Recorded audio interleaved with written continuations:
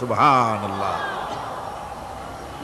নামাজকে পড়তে বলা হয়নি, কোরআন শরীফে বলা হয়েছে নামাজ কায়েম করো। কি বলা হয়েছে কন্ত দেখি? নামাজ কায়েম করো, নামাজ পড়ো। এই কথা কিন্তু কোরআন শরীফে কোনো জায়গায় আছে নাকি? এখন কায়েম করা কারে বলে? একটা গুরুত্বপূর্ণ আরেকটি বিষয়, নামাজ কায়েম করতে বলা হয়েছে। কায়েম কি? কায়েমটা হচ্ছে দৃষ্টান্ত স্বরূপ বলা যায় যে জিনিসটা সমাজে প্রতিষ্ঠিত আছে ওইটারে বলে কায়েম হওয়া, আর যেটা প্রতিষ্ঠিত নাই ওটা কায়েম নাই।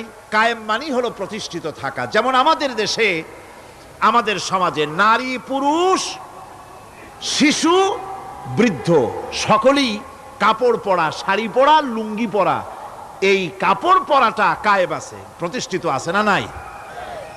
যার কারণে কাপড় পরা সমাজে কায়েম আছে বলে উলঙ্গ মানুষ সমাজে খুঁজে পাওয়া যায় না।